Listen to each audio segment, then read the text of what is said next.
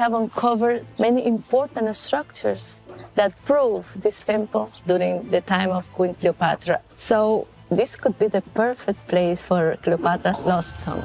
For more than 2,000 years, the world believed it understood Cleopatra.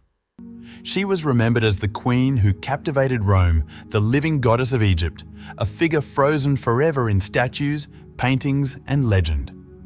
But that image may have been nothing more than a carefully crafted illusion. In 2025, scientists sequenced Cleopatra's genetic code, and what they uncovered stunned historians and geneticists alike. Her royal lineage had relied on generations of inbreeding, repeatedly recycling the same bloodline. From a biological standpoint, her body should have been a genetic disaster. A ticking time bomb. By every scientific expectation, she should not have lived long enough to rule, perhaps not even long enough to survive childhood. And yet, she did more than survive. She ruled. How did Cleopatra defy a body seemingly engineered to fail? Was it an extraordinary twist of biology? Or did she endure a lifetime of hidden pain, masked by cosmetics, sacred rituals, and absolute power? What did the world never see behind the gold, the crowns, and the myths? The answers may lie buried beneath the sands of Egypt, darker and more astonishing than history ever dared to imagine, within the lost secrets of Taposiris Magna. For 2,000 years, the location of Cleopatra's tomb has remained one of the greatest unsolved mysteries in human history. And what it may reveal could change everything we thought we knew about the last queen of Egypt. For more than 2,000 years, the burial place of Cleopatra and Mark Antony has remained one of history's most sought-after mysteries. Scholars long believed the truth was lost forever. According to experts, her tomb lay somewhere beneath the modern streets of Alexandria, destroyed by ancient earthquakes and slowly claimed by the rising waters of the Mediterranean Sea. The conclusion seemed final. The last pharaoh of Egypt had disappeared without a trace, erased by time itself. No excavation, no technology, no amount of determination, they said, would ever uncover her resting place. But for the past 20 years, one woman refused to accept that answer. For 20 years, one woman has devoted her life to finding Queen Cleopatra. Her name is Kathleen Martinez, and she didn't approach Cleopatra's disappearance like a traditional archaeologist. She treated it like a cold case, reconstructing the past the way a criminal investigator reconstructs a crime. Martinez is anything but a typical academic. A criminal defense lawyer from the Dominican Republic, she left courtrooms behind for dusty excavation sites. Instead of artifacts, she focused on evidence. She studied ancient texts the way a detective studies witness testimony, searching for contradictions, hidden intentions, and overlooked details buried between the lines. While most scholars were convinced Cleopatra's tomb lay beneath Alexandria, Martinez followed a different trail. Her investigative profile led her 30 miles west to a decaying temple complex known as Taposiris Magna, a site long dismissed by historians as unimportant. Eventually, Kathleen Martinez was granted a temporary license to excavate the area. She believed Cleopatra had deliberately chosen to be buried far from the city that carried her name, in a place meant to stay concealed, forever beyond the reach of Roman hands. In 2022, the ground beneath Kathleen Martinez's excavation site revealed something remarkable. Ground-penetrating radar picked up a massive underground anomaly beneath the temple's foundations. When her team cut through the limestone, they uncovered a tunnel that seemed almost impossible. Carved directly into solid bedrock, the passage stretched more than 4,300 feet, nearly a full mile. It stood about 6 feet high, now partially flooded with mud and groundwater, and it ran straight toward the Mediterranean Sea. The tunnel extended from the southern face of a limestone ridge all the way to the northern shoreline. Engineers who studied the structure described it as a geometric marvel, an engineering achievement comparable to the famous ancient Greek tunnel of Samos. Creating a mile-long passage through unstable rock without modern tools or surveying technology should not have been possible. Yet there it was. The discovery raised a haunting question for the research team. Why would anyone invest such extraordinary effort?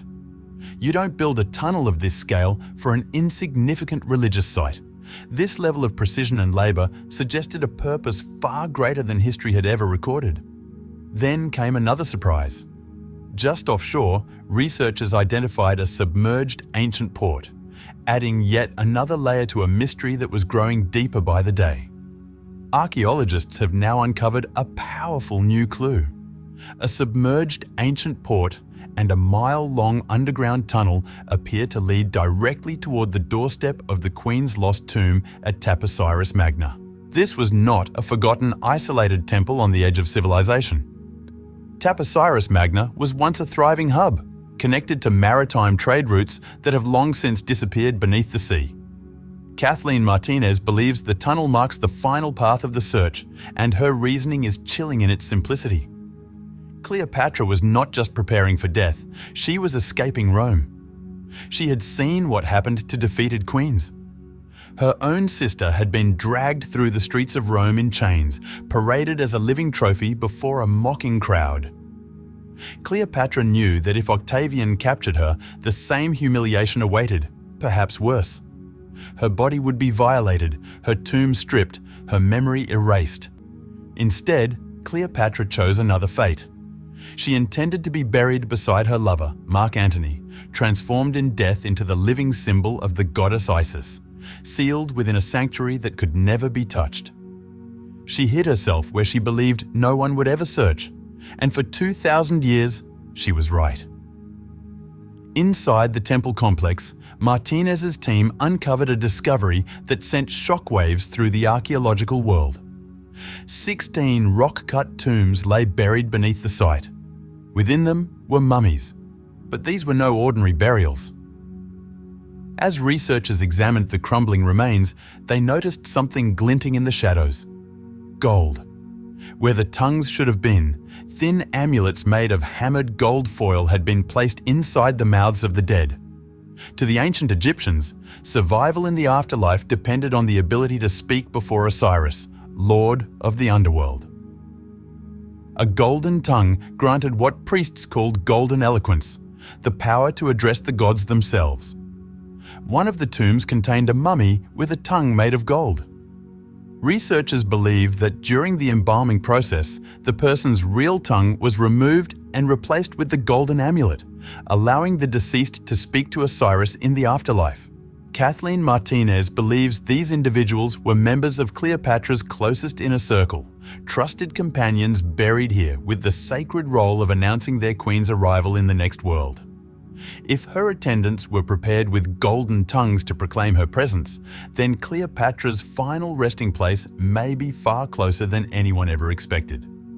But while Martinez continues her careful excavation toward that hidden doorway, science has already opened another path, one that leads not into the earth, but into Cleopatra's own biology. And what it reveals is far darker than any treasure that could lie inside her tomb. To understand Cleopatra's DNA, researchers first turned not to the queen herself, but to her murdered sister. Arsinoe IV was Cleopatra's greatest rival, a woman whose ambition nearly destroyed her. During a brutal power struggle, Cleopatra was forced into exile, and Arsinoe seized the Egyptian throne. When Julius Caesar arrived to restore order, it was Arsinoe who led an army against him, even managing to trap the Roman general inside the palace of Alexandria. She was no helpless victim. Arsinoe was a warrior princess who came dangerously close to rewriting history. But history is written by those who survive. Arsinoe was eventually captured and taken to Rome, where she was forced to march in chains during Caesar's triumphal procession. The sight of a teenage girl in shackles moved the Roman crowd to tears. That public sympathy spared her life, and she was exiled instead to the Temple of Artemis in Ephesus, in what is now modern-day Turkey. Arsinoe believed the sacred ground would protect her. It did not. In 41 BCE, Cleopatra persuaded Mark Antony to act. Assassins were sent to the temple steps. Arsinoe was dragged from the sanctuary and killed, a shocking violation that sent ripples through the ancient world. For modern researchers, however, the murder left behind something priceless: certainty. We know exactly where the crime took place. For more than a century, archaeologists believed they had located Arsinoe's remains. In the early 1900s, excavations in Ephesus uncovered a distinctive tomb known as the Octagon. Its unusual shape was no accident. It was designed as an architectural echo of the legendary Lighthouse of Alexandria, one of the wonders of the ancient world. Inside the structure, archaeologists found the skeleton of a young individual. Everything aligned: the time period, the location, and the age all matched.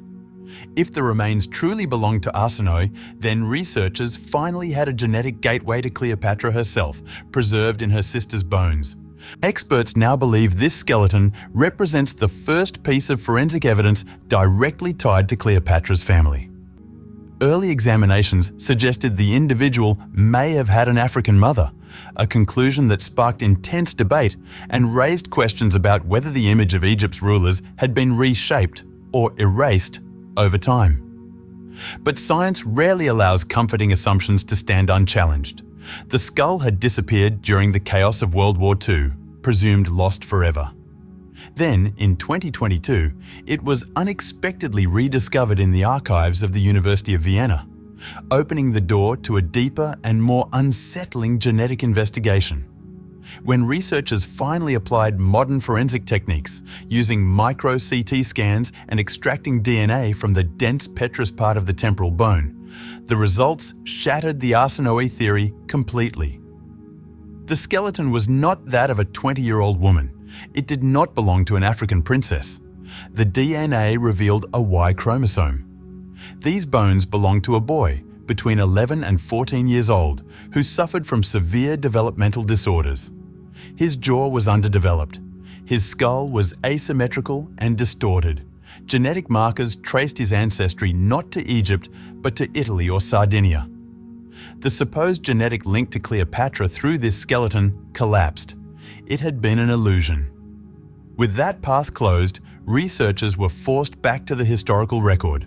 And what history reveals is far more unsettling than any debate about ethnicity. Cleopatra's true genetic story is not one of origin. It is one of survival. In a healthy family tree, each generation branches outward. You have 2 parents, 4 grandparents, 8 great-grandparents, 16 ancestors before that. The farther back you go, the more people contribute to your genetic makeup. It is an ever-expanding funnel, drawing from a wide and diverse human population. This diversity is biology's safeguard.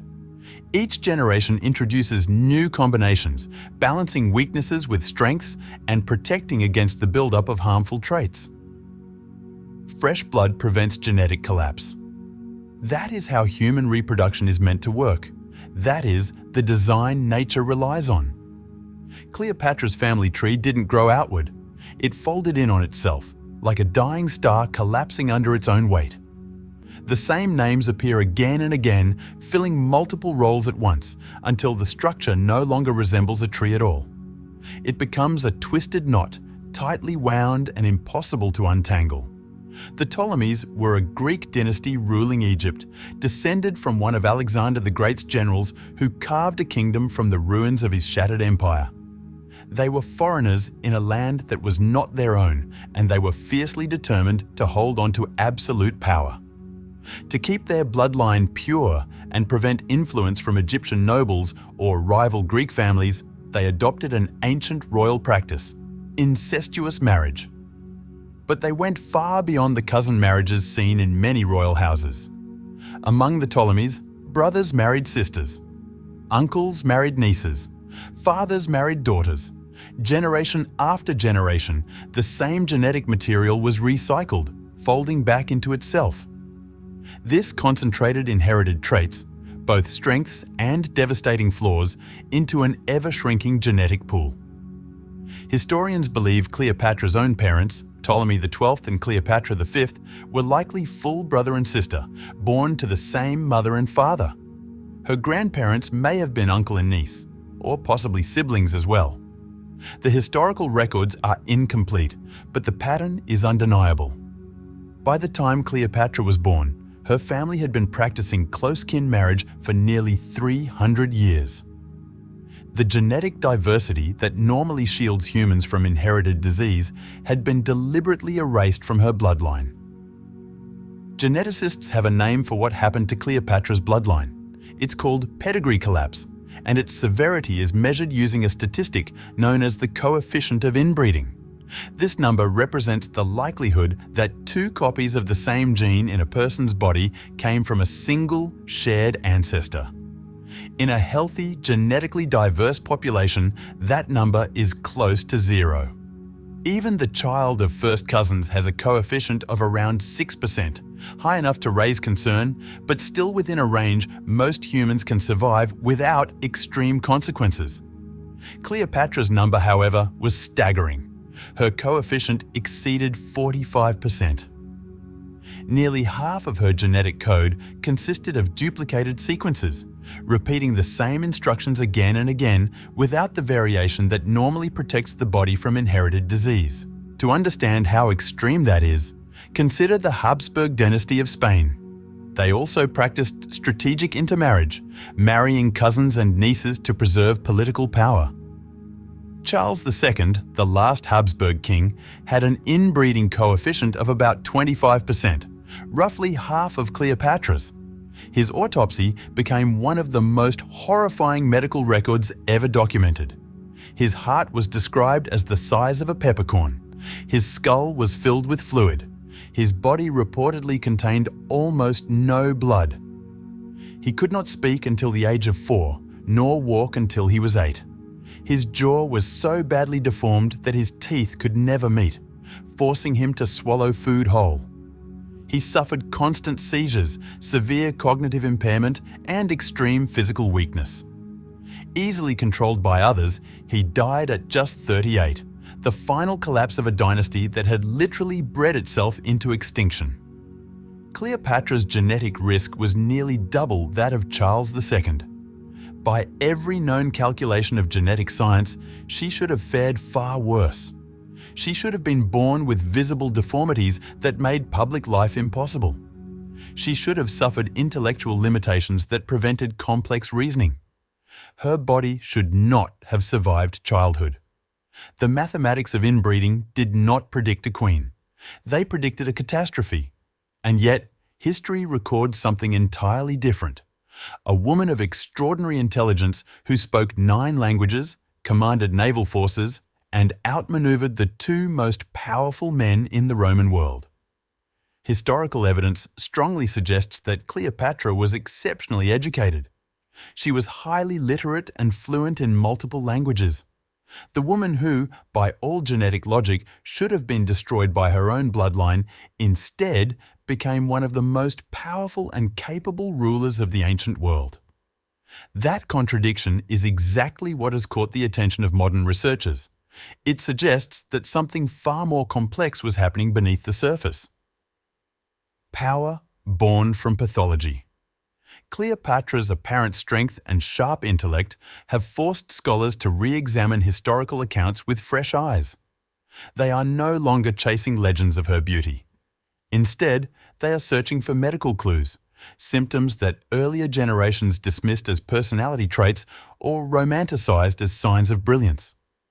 And what they are finding suggests that the genetic time bomb created by centuries of inbreeding may have been ticking inside her all along.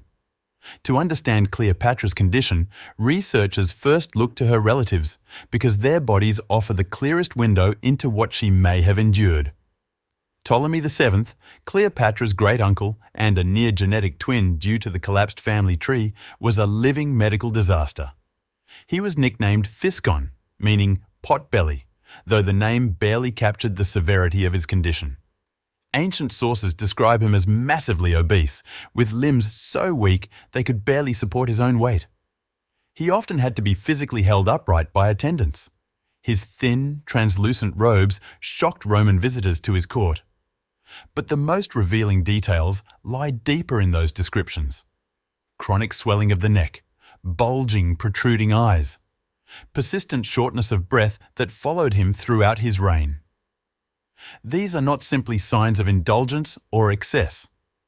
They are classic symptoms of Graves's disease, an autoimmune disorder that attacks the thyroid and disrupts the entire body.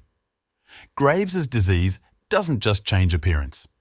It floods the system with thyroid hormones, forcing the body into a constant state of overdrive, never allowing true rest. The symptoms read like a psychological profile of Cleopatra herself. Relentless energy that burns through the night, rapid and overwhelming speech, chronic insomnia, a mind that never slows, and anxiety expressed through bold, high-risk decisions. This condition often pushes people toward impulsive behavior, risk-taking decisions that seem reckless or irrational to outside observers. Historians have long admired Cleopatra for her limitless energy, her legendary ability to work through the night while others collapsed from exhaustion, her constant motion, and her ambition that never appeared to slow. All of it was framed as brilliance, proof of an extraordinary mind and an unstoppable will. But modern medical researchers are now asking a far more unsettling question. What if the fire that drove Cleopatra was not pure genius, but illness? What if the legendary energy behind her reign was fueled by a genetic thyroid storm, inherited from ancestors like Ptolemy, the potbelly, and passed down through generations of suffering? The physical evidence from Cleopatra's own lifetime tells a story that sharply contradicts every Hollywood fantasy. Look closely at the silver tetradrachms minted during her reign, coins she personally approved as official representations of her image. They show a distinctive profile. The long, prominent nose shared across the dynasty, a strong, hooked aquiline shape, and a powerful, projecting chin. But most telling of all is her neck.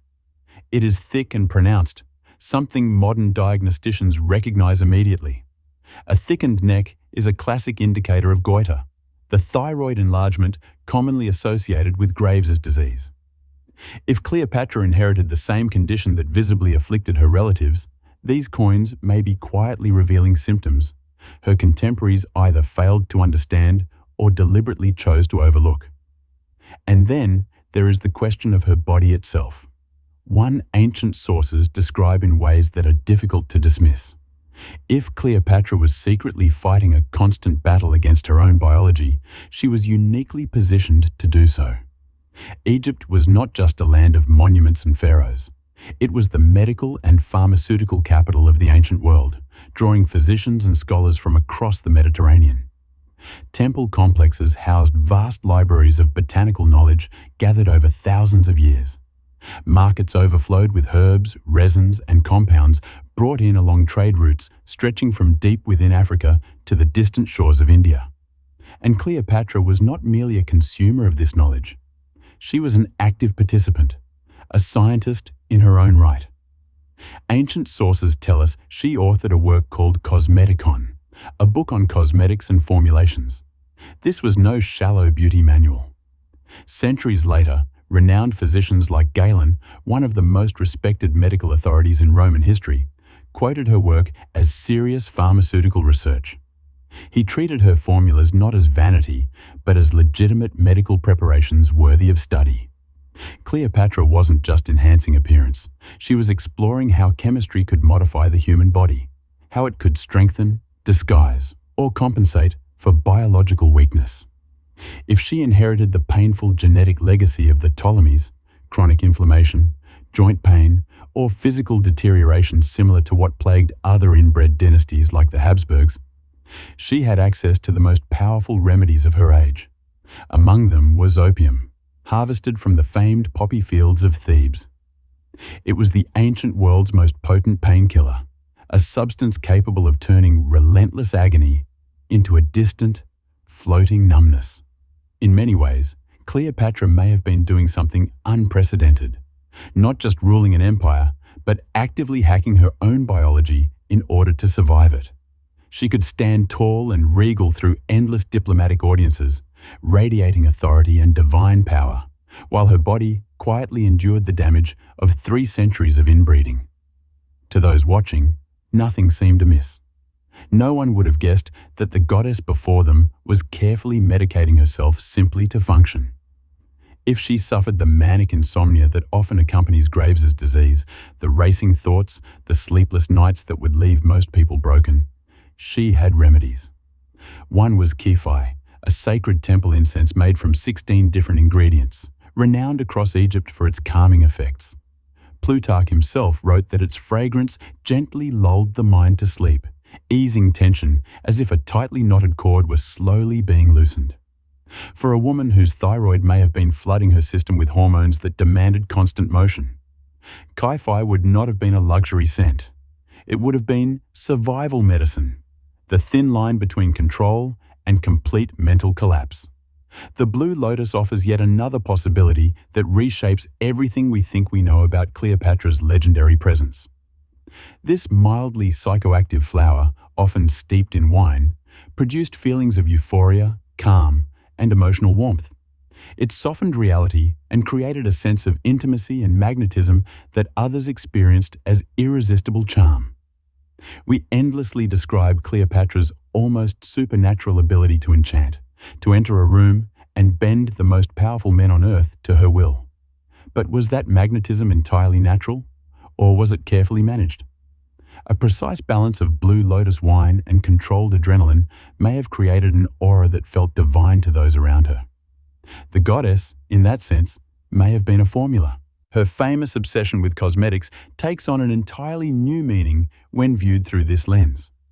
If inherited conditions gave her skin problems that betrayed her bloodline, if Graves' disease caused visible swelling of the neck, or if metabolic disorders altered her appearance in ways that conflicted with the image of a living deity, then Cosmeticon was never about vanity. It was camouflage.